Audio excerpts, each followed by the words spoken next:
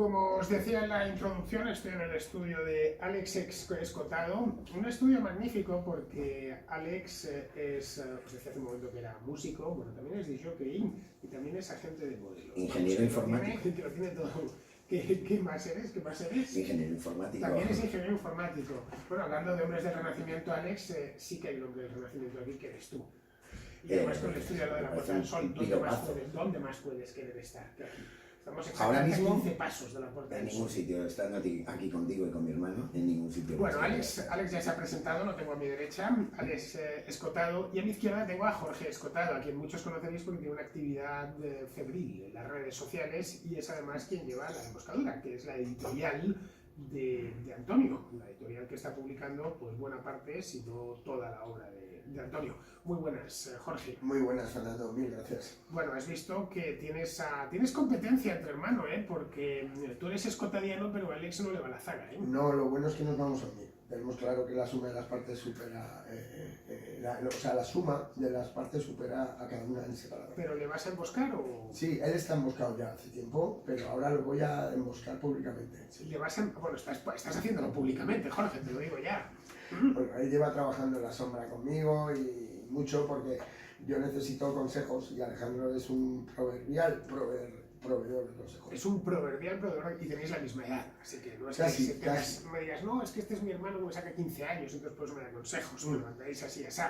Bueno, hace un año, casi un año, un poquito más de un año, se murió Antonio Escotado. En aquel momento queríamos hacer este programa, pero tú estabas en Ibiza, no era posible, en fin, luego a la vuelta fue la locura. Luego hicimos un acto de homenaje a Antonio, esto fue en el mes de abril, en la Institución Libre de Enseñanza. Y de nuevo volvió la idea, hacer una contra sobre Escotado con los Escotado. De nuevo la historia pasó y ya al final, la semana pasada en Orense, pues dijimos ya, la hacemos sí o sí. Total, que tampoco pudimos hacerla. Al final este ha sido un programa muy escotadiano. Sí, pero porque la verdad se defiende por sí sola y al final se acaba haciendo. Al final lo hemos terminado haciendo y lo hemos terminado haciendo en el estudio de Alex Escotado. Bien, el año pasado yo hablaba con Jano, hicimos un repaso sobre su vida y sobre su obra, creo que lo más completo posible, lo hicimos el 22 de noviembre. Escota se murió el día 21, estábamos todavía un poco conmocionados por el hecho, a pesar de que pocas personas se mueren avisando con tanto tiempo de su muerte, como fue el caso de vuestro padre, porque él lo fue diciendo. Lo anunció desde luego y hasta se escribió un libro, ¿no? Los penúltimos días de Escotado por Colmenero, en el que, bueno, más a gusto de unos que de otros, pero bueno, sí narra esos penúltimos días, mejor dicho, de Escota en Ibiza. Fueron unos penúltimos días televisados, además.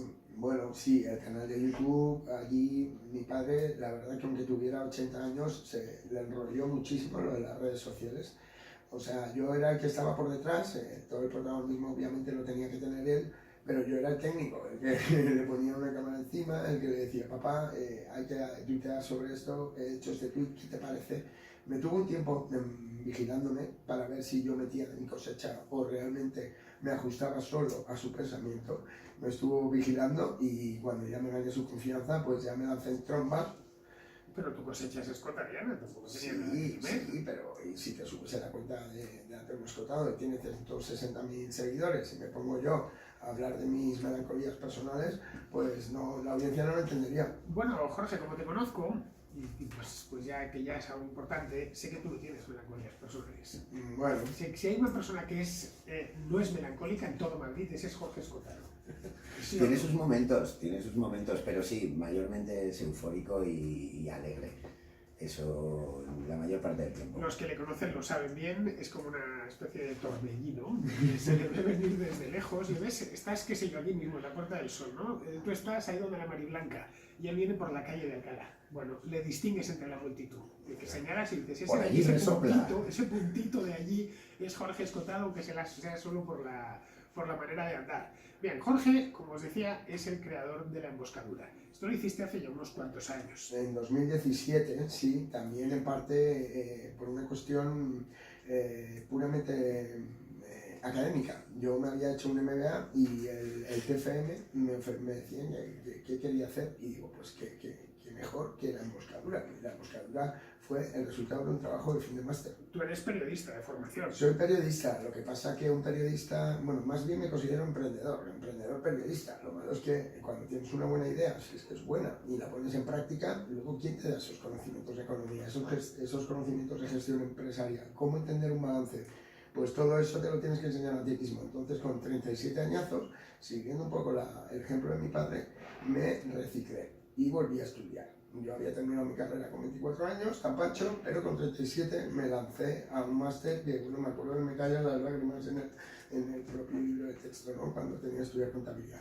Hoy por hoy me alegro muchísimo porque pues, puedo manejar las dos empresas, dos editoriales, La Emboscadura. También tengo Memoralia, que bueno, de esa sí que hablamos otro día, pero La Emboscadura ha sido un éxito desde que nació. Y bueno, Memoralia es una editorial que montaste, que le hacéis libros. Es una historia curiosa cuando me la contaste. Libros a gente desconocida, se los escribís, que va a morir y que quiere tener su biografía. Y es un recuerdo para siempre, claro. Vamos a morir todos. Lo que pasa que ya tienes generalmente es para gente que tenga hijos. Piensa que un libro... Pero nadie va a escribir, te va a contactar en Memoralia cuando tiene 32 años. No, lo mandamos al psicólogo. A veces ha pasado, pero tienes que tener alguien que te recuerde, nietos o sobrinos. Y piensa que los libros de Memoralia están en esa estantería 200 años como mínimo. 200 años son 8 generaciones. O sea, se supone que 8 generaciones por debajo van a saber quién es, en este caso Fernando Díaz Villanueva o quien fuera, ¿no? Vosotros lo que hacéis es, cuando alguien os contacta, lo entrevistáis, mandamos un biógrafo, recopiláis fotografía y contratáis a un escritor, ¿no? Exacto, pero la biografía no depende solo del escritor, luego está el maquetador, luego está el revisor, luego está la imprenta que tiene que hacer 5 libros nada más en todo el mundo de esta biografía, como si fueran de alta calidad. Entonces al principio las imprentas no nos entendían, pero bueno, ya con el tiempo ya nos entienden y hacemos tiradas muy cortas, siempre controladas por la familia. Bueno, a ti te gusta mucho decir eso de que tu padre montó Amnesia y tú montaste Memoralia. Amnesia significa olvido en griego. Y que es curioso que el padre monte una cosa de olvidar y el hijo de recordar. Sí, es un poco, decía Borges, que el recuerdo y el olvido son las dos caras de la misma moneda. Y la verdad que a mí me sorprendió mucho lo afinado que estaba ahí, ¿no? El maestro argentino, porque un poco mi padre y yo pues compartimos muchísimas cosas, pero somos muy diferentes. Entonces somos un poco como las dos caras de una moneda. Una es memoria, otra es amnesia. Amnesia, lo conoceréis, fue una discoteca que montó Antonio Escotado, que la fundó él en el año 1976, creo que fue en Ibiza. Una discoteca que conoce bien Alex, por supuesto, porque os he dicho que es de jockey. Y Alex, una pregunta, ¿alguna vez has pinchado allí? Pues no he llegado a pinchar, soy de jockey y soy de Ibiza. O sea que la verdad que... Pero eres de Ibiza nacido. Manda narices, he nacido en Ibiza. ¿Y te has pasado allí buena parte de tu vida? Buena parte consciente, porque vinimos a Madrid cuando yo era un niño, pero he regresado continuadamente desde los 13 años por mi propio pie, primero a casa de mi abuela y luego a casa de mis grandes amigos que tengo allí. Y es mi segundo hogar, a veces el primero. Me contabais en Lorense hace una semana que habíais llevado a Antonio a Amnesia en su último año de vida, ¿no? Que él no quería ir, pero que al final un poco menos que le obligasteis. Sí, yo le cogí y que el salió un brazo. poco espantado, ¿no? Le cogí del brazo y bueno, no sé, cuando se enteraron que estaba allí el fundador, salieron corriendo los jefes de ahí, le hicieron un pasillo, nos metieron por el pasillo, nos subieron a la primera planta, en bandeja de plata sirvieron algo que tenía pinta de arcoide, como decía mi padre. Y bueno, también mientras nos daban masajes de la espalda, sin haberlos pedido, mi padre dijo, hijo, yo he contribuido a este infierno. Pero el infierno lo decía por como lo que ha terminado siendo Amnesia. Esto pertenece a los británicos ahora, ¿no? Exacto, mi padre creó el lugar y sobre todo el nombre, que es uno de los mejores nombres que se te puede ocurrir para una discoteca, ¿no? Se mantiene 50 años después, pero prácticamente solo se mantiene el nombre. Luego ya por dentro pues es una discoteca de consumismo salvaje, de gente que, como decía mi padre también, que le llamaba mucho la atención, que no bailaba con los pies, sino con el antebrazo. Sí, y ahí lo que a él le aterraba más yo creo que era en sí la música electrónica, que fíjate que ¿Qué música se ponía en el primer Amnesia? era rock. Sí, en vivo, además. Rock en vivo, sí, sí. O sea, indiscutiblemente mejor. Bueno, yo como he dicho que tengo que disentir, porque a mí precisamente la música electrónica me parece que enlaza directamente con la música clásica. La música chunga. Sí, sí, porque no solo es chunga, hay pues como el vino o cualquier cosa que requiera conocimiento y trato con ello para apreciarlo. Decir música electrónica es como decir música acústica. Es así de amplio. Entonces, dentro de la música electrónica, por supuesto que hay vertientes muy exquisitas y es la única que enlaza. Mi madre lo comprendió una vez que estaba yo ahí produciendo y estaba trabajando con un amigo que, por supuesto, había hecho la carrera de conservatorio. Y un día mi madre entró y dijo: ahora lo entiendo. Realmente esto está muy relacionado con la música clásica, es lo que a ella le gustaba.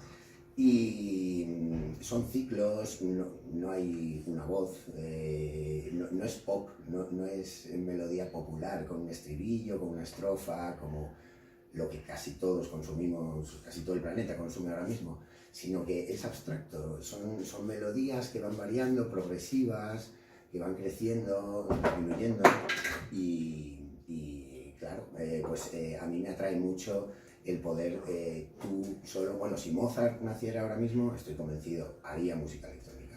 En cierta ocasión me dijeron que si Johann Sebastian Bach viviese hoy estaría haciendo heavy metal, así que tendríamos a un Johann Sebastian Bach que fuese metalero, ¿no? Que se decía antiguamente, y tendríamos a Mozart de techno, poniendo música quizá en un lugar como Amnesia. Estoy seguro porque tú solo eres el hombre orquesta, puedes crear todos los sonidos, componerlos y producirlos y entregarlos directamente ya realizada la mezcla. Hay un escotado desconocido, que es el escotado musical.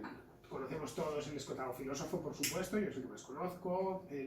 Otro desconocido es el escotado de su primera etapa, cuando fue analista del Instituto de Crédito Oficial. Y luego tenemos el escotado de las drogas, así de manera general, ¿no? Este escotado de Ibiza, del LSD, investigador, pero ese escotado musical que le gustaba cantar, le gustaba bailar, es algo que yo no sé si porque directamente él era algo de su vida privada, pero le gustaba muchísimo. Es más, en su último año la gente iba allá a su refugio de Ibiza y le cantaban.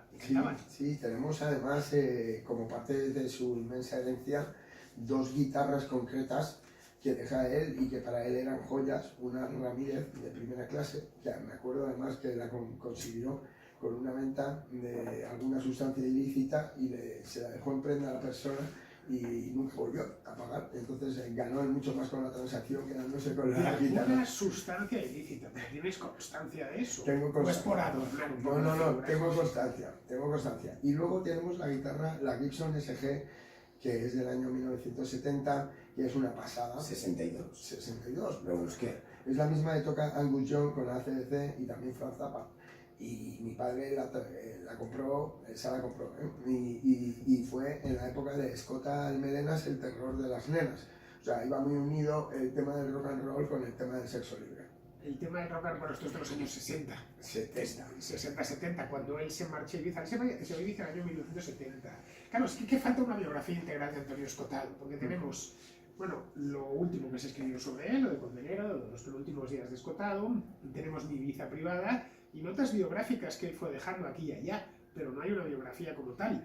Y pocas biografías son tan interesantes como la de Antonio Escotado. Sí. Y desconocidas, porque se le suele simplificar siempre con lo de este es el de las drogas o a lo sumo este es el de los enemigos del comercio y poco más. No adelantemos acontecimientos, Fernando, pero cualquier persona puede corregir que yo, teniendo una empresa de biografías, a lo mejor me moraría para el rescate de la amnesia. Memoralia, es decir, que hay, no sé si en la imprenta, pero sí al menos en la cabeza de alguien una biografía de Escotado. Sí, Integral sí. Tiene que ser. Sí, que trate todo, desde su nacimiento hasta su muerte. Sí, y también trabajo de campo, porque mi padre era hijo único, pero no era sobrino único. O sea, hay tíos. Mi abuelo tenía hermanos. Bueno, su tío era ministro de Hacienda. Sí, pero por la parte Espinosa. La parte madre, sí. Eso, los Espinosa y los Escotado. Entonces, yo solo he conocido a Antonio Escotado, no he conocido a más Escotados. Y estoy deseando, Escotados Espinosa, conocerlos. Y bueno, este proyecto que mencionas todavía está en ciernes, pero sí, es como me estimula especialmente y también me parece casi algo que está por encima de mí o de él, ¿no? Que hayamos hecho amnesia a él y yo memoralia, no nos habíamos dado cuenta. De hecho, Bueno, no nos vamos a ponernos en situación, Jorge. Vamos a irnos al año 1970, yo he oído mucho desde entonces, pero vamos, no tanto, porque bueno, ninguno de los tres habíamos nacido en el año 1970, yo casi, pero vamos, ese año tu padre, que es un funcionario público por oposición, que ha ganado la oposición al Instituto de Crédito Oficial, sobrino del ministro de Hacienda, decide que lo deja todo en Madrid, hijo de una buena familia madrileña, los Escotado, que ha vivido en Brasil parte de su infancia, porque su padre es diplomático. No diplomático, agregado cultural. Bueno, agregado cultural en la embajada de España en Brasil, decide todavía en Río de Janeiro, que Brasilia no se había, en los años 50 no se había terminado de construir. Decide ese año, ya digo, la persona más insospechada, ¿no? Que uno si se lo cruza por Madrid en 1970, pues hubiera pensado, bueno, pues es un señorito, podría pensarse, ¿no? El sobrino del ministro de Hacienda, un tipo que trabaja en el ICO, en fin, con estudios, buenas notas. Decide dejarlo todo, pillar un Renault 12, irse a Valencia, tomar un ferry y establecerse en Ibiza para vivir, bueno, con lo justo, en una casa sin luz, sin agua y dedicado al autodescubrimiento. Exactamente, pero él cifra, hay un documental por ahí, en 12 millones de personas o así que había en el mundo que dejaron sus respectivos trabajos, no solo en el ICO, mi padre, mucha gente lo hizo en Apple y en otras empresas, y decidieron iniciar, según mi padre, la única revolución que realmente ha triunfado, que es la sexual. Entonces, mi padre quiso protagonizar esa revolución sexual y vaya que sí lo hizo.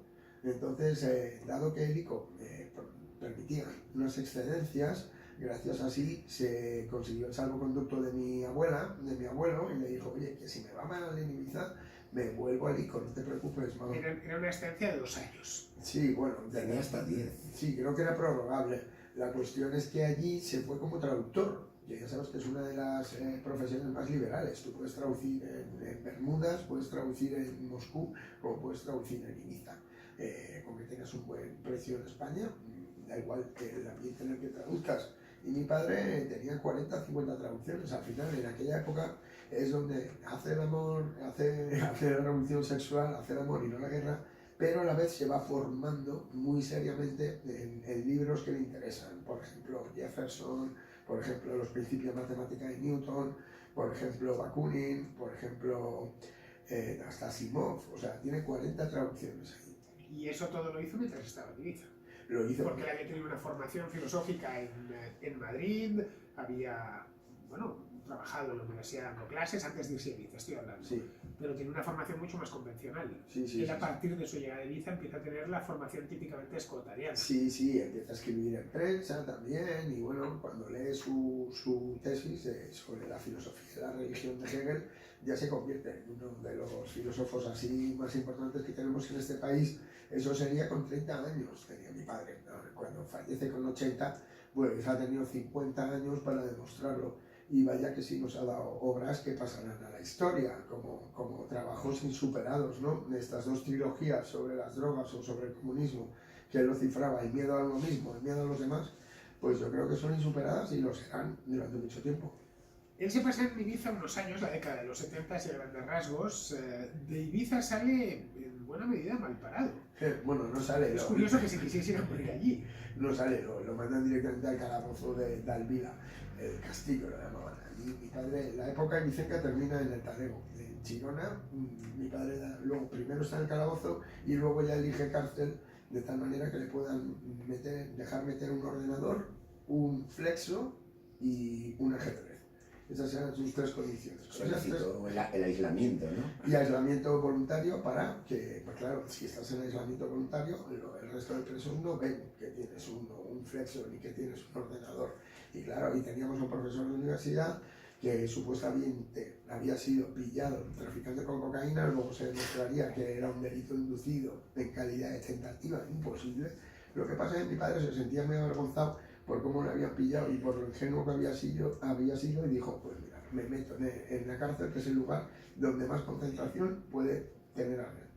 Tu padre ve en Ibiza el momento en el que aquel paraíso hippie que se había convertido en la isla a finales de los 60, principios de los 70, deja de ser un paraíso hippie y empieza a ser el paraíso de los discotequeros y todas las mafias que rodean aquello. Sí, la Vaya transformación. La meca del millonario. Él dice que gran culpa la tiene él y el resto de peluts que llegaron allí, porque ahí cuando mi padre llega en los primeros años 70, 1976 a Venecia, él llega en el 71 y se vuelve en el 83.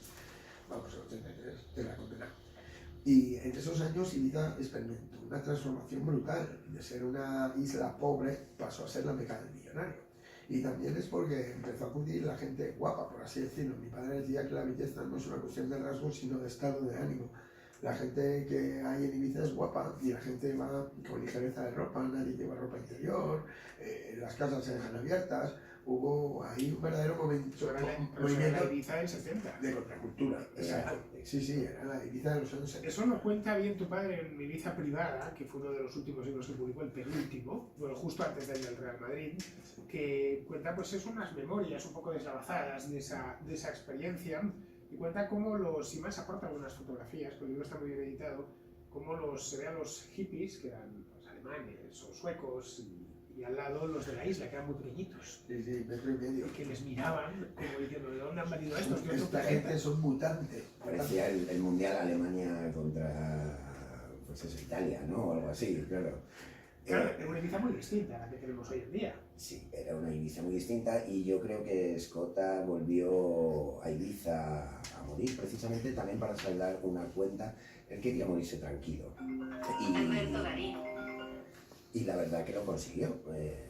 Fue pues cerrando las cuentas que mentalmente tenía pendientes y una de ellas la tenía con Ibiza por cómo salió de allí, digamos, ¿no? por la puerta de atrás un poco, y también por opiniones que había vertido pues, sobre la isla y los isleños, no demasiado favorables. Y al final de su vida la verdad que se retracta y reconoce y agradece a todo el pueblo ibicenco su forma de ser y el trato que le brindaron. No sé si es hijo predilecto de Ibiza, pero merecería serlo. Casi ¿Qué ha hecho por esa isla? Sí, ha hecho muchísimo. Desde luego que ha pasado el nombre de Ibiza por todos lados. Y lo que estuvimos el otro día, el día preciso de su fallecimiento, es un homenaje patrocinado por el Consell de Ibiza y bueno, que ha tenido una repercusión brutal. Fuimos con Fernando Sánchez Dragó, habíamos invitado a Jano también, lo que pasa es que Jano, ya sabes que se ha medio jorobado una pierna y no pudo venir. Pero estuvo muy bien el homenaje y se va a poder ver en su canal en breve. Lo voy a subir esta semana, que ha terminado de editarse, pero el pueblo ibicenco yo creo que va a ver todos los años un homenaje a Escotado. En su canal, que es tu canal, que es el que gestionas tú. Sí, bueno, es su canal, pero yo lo gestiono. El canal se llama En Memoria de Antonio Escotado. En memoria, en el canal oficial En Memoria de Antonio Escotado. Seguramente mucho de lo que estáis viendo desde hace ya un tiempo, pues unos cuando abriste ese canal, cuando abriste la Moscadura, ¿no? Sí, 2017. 2017, pues en los últimos 5 años, porque antes era complicado encontrar cosas de Escota, alguna cosilla subía por ahí de algún aficionado, ¿no? Y poco más. Pero a partir de 2017 todos esos vídeos empezaron a sistematizarse, a subirse, a tener un orden, y todo eso lo debemos a Jorge, que no paró con la muerte de su padre, al contrario, ha intensificado el trabajo. Hoy subes más vídeos que nunca. Pues sí, ahora mismo sí, he pasado una etapa de duelo personal que también quería ver hasta qué punto los vídeos por sí mismos, si tú no les das alimento, qué clase de comportamiento tienen. Y ya lo he visto hasta dónde se puede bajar en YouTube y ahora en cambio todo el rato me están llegando estadísticas de ha superado 150% tu mes anterior. Y es que, bueno, Escotado, un poco lo que hablábamos en Orense, Escotado está vivo, está más vivo que nunca, ¿no? Hay alguna serie de autores que España entierra muy bien, por desgracia. Y bueno, ahora es el momento, yo creo, de mi padre. Bueno, eso se dice a menudo, que en España nos morimos muy bien, porque todo el que te ha puesto verde en vida, una vez muerto se deshace el elogio colectivo. No es el único Escotado con el que ha sucedido, pero sí es el caso de un filósofo que consigue llegar a un público masivo, porque lo de Escota al final fue masivo, con 80 años o entre los 75 y los 80 años, y que además deja una escuela muy heterogénea, porque la escuela escotadiana es extremadamente heterogénea, es cualquier cosa menos una secta. Sí, sí, no hay norma, no hay... Es una tribu, más bien. Es una tribu, sí, propiamente, de La tribu escotadianos. dionisíaca. Los hay de todo. Yo a veces lo digo, no, yo soy muy escotadiano y piensan, bueno, pues entonces, claro, experimentarás con sustancias psicoactivas, no puedo experimentar mi vida. No me interesa ni me ha interesado jamás. Entonces, ¿por qué te gusta escotado? Porque escotado es mucho más. Claro, aquí no pedimos carnet a nadie. También es a los emboscados, un poco también la gente se identifica con los emboscados, que es esta gente que no renuncia al fatalismo, lo asume y lo combate con la libertad. No solo lo critica, y eso es fácil. Hay que combatirlo con la libertad. Y eso Con es el lo que hace mi ejemplo. padre. Con el ejemplo propio. Exacto, si tú quieres que las cosas sean así, tienes que ser un ejemplo en ese así. A mí de tu padre una cosa que me gustaba es que era optimista. El que no era el clásico intenso, tremendo, que todo le parecía mal. Hay mucha gente que con la edad se amarga, ¿no? Cumplen, qué sé yo, 60, 70 años, empiezan a ver cerca del final y dicen, ya está, esto no tiene sentido y todo les empieza a parecer mal. El viejo cascarrabias. Totalmente. ¿Vale? Hay mucho filósofo que está en esa línea, ¿no? Y dice, bueno, cuanto más viejo se hace, peor. No fue ni mucho menos el caso de tu padre y eso me llamaba la atención. Veía todo con un optimismo siempre muy racional. Y con mucha tolerancia. O sea, la tolerancia que él tenía al final se fue haciendo más bondadoso. Fue en aumento, sí. Sí. Antes era más combativo en los debates. Sí, ya, bueno, claro, normal. Le ponían delante a la madre de un toxicómano que se acaba de morir hacía 5 días a explicarle pues, las bondades de la legalización de las drogas. Claro, eran trampas mortales, ¿no? En los programas. Y él llegaba ya ahí con la espada y el escudo. Pero según fue haciéndose mayor, la verdad que fue cada vez más jovial, perdió mucha pátina de amargura o de intensidad de crítica y se fue haciendo más alegre y más positivo. Bueno, yo es que creo que el marxismo, aparte de ser un error intelectual evidente, amarga la existencia.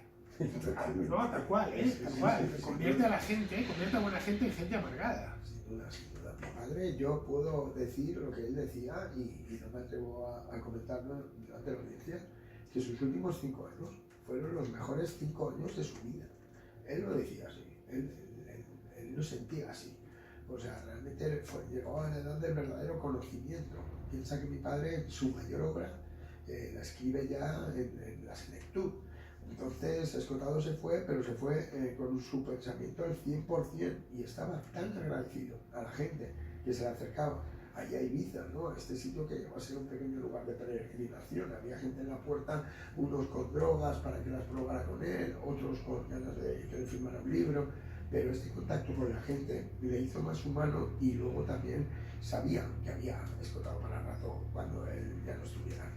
Bueno, antes de que se marchase a Ibiza, ya en su último año, porque él se marcha un poco antes de la pandemia la pasa allí, se marcha en 2019, si mal no recuerdo, pasó por aquí por la contra en 2018, a finales de 2018.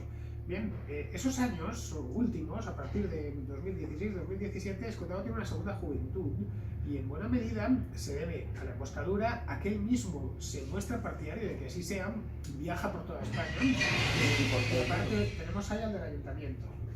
Al del cristal del ayuntamiento, para que veáis, estos son los ruidos del centro de Madrid, sobre todo cuando vas a la calle, ¿no? A mí me fascina que a esta hora de la mañana es el mejor momento para recoger el vídeo. Es bueno, y ahora va el coche detrás que ha pitado, bueno, para que veáis que lo estamos haciendo in situ, este programa, y al lado, que es que esto es un primero y claro, quedamos muy cerquita de la calle.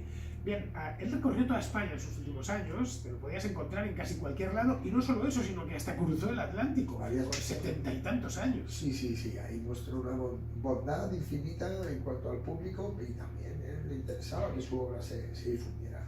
Pero él decía así, de una manera muy humana, decía, hijo, yo no lo hubiera hecho si no me hubieras acompañado tú. Y que además no hubiera cambiado la conferencia cada vez si no hubieras estado tú siempre en el público. Entonces, hicimos lo que yo llamaba el Escota Tour, que fueron 30 conferencias en 2 años y 10 de aquellas fueron en Sudamérica. Y entonces él, allí, pues a mí, que era el único espectador que asistía a todas las conferencias, las cambiaba un poco y decía, esto es porque mi hijo, para no darle siempre la misma conferencia. Pero sí, ahí ganó muchísima popularidad. Pero se fue a lugares tan lejanos como Buenos Aires. Y Chile. Está un montón de horas. Y Santiago de Y Chile. Montevideo, sí. Y en México es donde tiene la segunda comunidad de seguidores. Y ojo, que estamos hablando de un escota ya que tenía algunos problemas de movilidad. Era a partir, ¿cuándo decía que le dio el changazo? En 2018 creo que fue. Sí, ¿no? bueno, se cayó, se rompió el hueso sacro, eso fue ya en Ibiza, pero vamos, él andaba bien hasta que empezó a andar con dificultad fue en los 2 últimos años. Pero estaba bien, lo que pasa que sí, que esto es agotador para una persona de casi 80 años, la metes en un aeropuerto, pues imagínate, aparte pues eso, yo como la acompañaba pues la hacía de todo, ¿no? Decía, tú vete aquí tomando una cerveza, padre, y yo hago todo, yo facturo, yo tal cual, y entonces decía, así sí. Cualquier otro se hubiese retirado, hubiese dicho, dejadme en paz, estoy tranquilito, aquí en casa, no me molestéis, que además tengo achaques, y con Escota sucedía todo lo contrario, tenía una actividad propia de un crío de 25 años. Sí, porque también un poco, en el fondo, egoístamente me estaba ilustrando a mí, porque yo iba a asistir a esa conferencia, entonces él, sí, por su hijo sí que lo hacía, y también por unos dineritos que ganó, también, bastante generosos en todas estas conferencias. Entonces mataba a 2 pájaros de un tiro, a mí me iba formando y a la vez él iba incrementando su cuenta corriente, o sea que todo bien. También tenía cierta responsabilidad, o sentía cierta responsabilidad, pues yo recuerdo que siempre comentaba, ¿cómo es posible que no haya surgido ningún continuador de esto, ¿no? O sea, ¿cómo puede ser que tenga aquí un viejo a decir cosas que escandalizan todavía a mayores y jóvenes? No ha surgido nadie que coja mi batuta, ¿no? y que continúe haciendo este tipo de apreciaciones y de comentarios A y tu que padre le simbolice. gustaba mucho escandalizar. Sí, bueno, lo hacían, era algo innato, ¿no? Yo No, creo le encantaba, además se le veía la sonrisilla. Sí. Hay un vídeo que se ha visto millones y millones de veces en internet, que es esa vez que Pablo Iglesias le invitó a un programa. Sí. En el que él con mucha tranquilidad y mucha flema le explica una serie de cosas a Pablo Iglesias. Bien, se nota, se percibe que está disfrutando como un enano. Sí, lo disfrutaba, estaba nervioso como un flan, luego te lo confiesa y eso que bebe parece agua pero no es agua, es ginebra. Lo confieso a la audiencia y yo estaba al lado del monedero, los dos grabando la conversación porque no sabíamos qué se iba a emitir realmente y qué parte se iba a mantener. La verdad que luego la gente de la turca fue muy respetuosa y mantuvo todo el diálogo como fue aquel. Y hay que dar gracias a Pablo Iglesias por la educación que mantuvo con la Samantha de leches que le fue cayendo, leches intelectuales, por así decirlo. Bueno, es que la izquierda española con Escotado tenía un problema y es que consideraba que había sido de los suyos, le tenían como referente en muchos aspectos y se les salió del corral con muy buenos argumentos y eso nunca terminaron. No sé si, pero claro, tampoco podían atacarle directamente. Yo ¿no? recuerdo la votación en el Pleno de Madrid, en el que se votó por unanimidad hacerle una estatua y la verdad que nos invitó Begoña Villacís a asistir al acto y cuando se votó a mí se me saltaron las lágrimas porque oír desde Podemos hasta Vox votar a favor en algo pasando por todos los demás era algo emocionante y claro, veías que cada uno lo sentía muy suyo y ahí es donde dices ¿cómo lo ha hecho? ¿Cómo ha conseguido que cada uno de estos colgados, ¿no? O sea, cada uno de estos acérrimos de un pensamiento que viven de ideología, eso, de esa ideología, han llegado a sentirlo tan suyo? El partido al que más cercano estuvo en sus últimos años fue Ciudadanos. Sí, Llegó a tener como discípulo a Albert Rivera. Sí, y hay como amigo personal a Juan Carlos Girauta, que la verdad que ha dicho unas cosas en la red y invito a la gente a ver a Girauta hablando de mi padre porque es una verdadera delicia. Pero una gran ilusión también vino después una gran decepción, ¿vale? Con todo lo que pasó, no creo solo con mi padre, sino todos los que en algún día fuimos votantes de Ciudadanos, ahora estamos un poco desamparados, no sabemos qué hacer, a quién votar. Era un partido que iba a conseguir que las bisagras de este país no fueran los nacionalistas, ¿y qué pasa 10 años después? Pues que siguen siendo los mismos. Bueno, podemos perfectamente no votar a nadie, Jorge. Pues sí, no yo pasa, creo que nunca le pasó nada a nadie por no ir a votar. Voy a hacer como tú, salvo la excepción de que Jano te cogió de la oreja, me acuerdo, para que votaras en Madrid. Me llevó al colegio electoral. ¿Vale? Eso es una cosa. Otra cosa distinta es que dentro del colegio electoral yo votase. Bueno. Aquí hay un rollo de fuiste a votar, fui al colegio electoral, que es distinto. porque además montamos un pequeño espectáculo, Jano, Sergio y yo, y nada, pues tal, entré y vi, yo hacía la verdad tiempo que no entraba en un colegio electoral, estuve viviendo allí, hice un numerito con las papeletas y tal, pero de ahí a que yo me haya rebajado a semejante vulgaridad como es votar, pues ya va un trecho importante, ¿no? Es que estaban emperrados en que fuese a votar, y a fin de cuentas, bueno, pues tenemos algo de, esto tiene algo, este oficio tiene algo de show business, ¿no? De negocio del espectáculo, y dije, bueno, pues habrá que dar un poquillo de espectáculo con esta historia. Pero vamos, mi voto, sinceramente, en Madrid hay como casi 7 millones de personas, un voto más, un voto menos no se va a notar. Pero bueno, el hecho es que, como comentaba hace un momento Alex, el Pleno del Ayuntamiento de Madrid aprobó, poquito después de su muerte, por unanimidad, ojo, esto no es habitual, que se haga un monumento. Un monumento, os lo decía en la introducción, un monumento en la ciudad universitaria, un lugar evidentemente muy cercano a Antonio, pues porque él fue profesor, fue alumno naturalmente también en la Universidad Complutense de Madrid, y ese lugar yo creo que es perfecto para ponerle un monumento. ¿Cuándo se va a poner? Te lo vengo preguntando desde hace meses, Sí. y el tema este no avanza. Ahí estamos. Yo también me gustaría saberlo, pero me afecto una y otra vez contra la burocracia.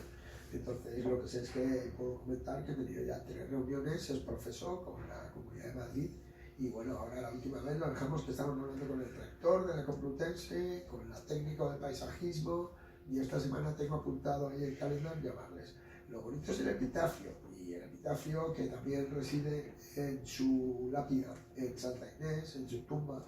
Lo quiero decir a la audiencia por si no lo ha oído, Villacís lo comentó en aquel pleno, pero te lo he comentado a ti antes y te ha gustado mucho. Se lo voy a decir a la gente, lo que va a rezar esa estatua, dice: quiso ser valiente y aprendió a estudiar.